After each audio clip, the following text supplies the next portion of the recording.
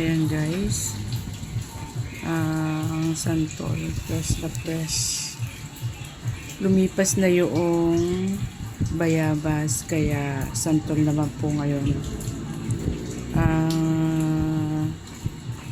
So ito yung masarap to sa pang-asim mga bangus, sa bangus or sa gulay na saluyot. Pwede rin siyang pang-asim o kaya sa galunggong, the best din siya. Ayan mga kaibigan, so sobrang asim po niyan. Santol naman ng ano ngayon, ang ay may damis, pero hindi siya sira, ano lang siya, mark. So hindi ko naman kaya tong ubusin, kaya okay na sa akin yung tatlo. Bigyan ko na lang yung mga kapitbahay ko, yung mga hinipon ko. So hindi rin naman siya okay pa siya. Ayan, ang sarap po. Ayan, maliliit pa siya, kaya santol naman ngayon ang pang-asim natin. Kaya lang sa amin, sa isang linggo, twice a week lang ang pwede. So guys, ayan, santol ang ating recipe na pang-asim naman ngayon.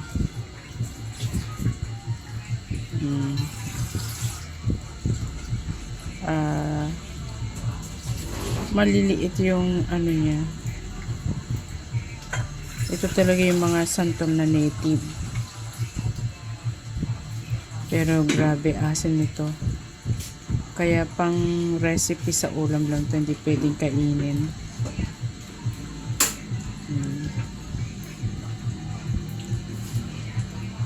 Ayan, thank you mga guys. Sana tangkilikin natin ang ating mga video. Salamat sa inyong mga suporta. Ako si Munting Bahay TV channel. Ayun, Rodel Demco, ayun bibigyan sana kita, kaso malayo ka na. Masarap to pang asim sa mga hito, dalag na nakukuryente mo, Rodel Demco. Ayan. Ayan the best. The best ang ating fresh na santol. Kasi yung boss ng asawa ko maluwang ang lupain, kaya lahat yata ng prutas nasa kanila. Kasi syempre pag mayaman tao, ito ang kanilang mga maraming lupain, maraming puno, maraming pagtatamnan. Ayan.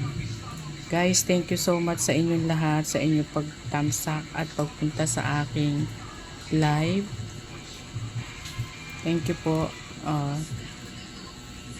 Ang aking santol, the best santol pang-asim sa ulam. Ayan, ang ganda ng mga fresh na fresh yung kanyang balat. Dilaw na dilaw. Kaso maliliit lang siya, pero okay na yan kaysa sa bibilin mo pa.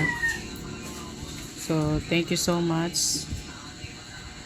Sana po tangkilikin yung panoorin ng aking video.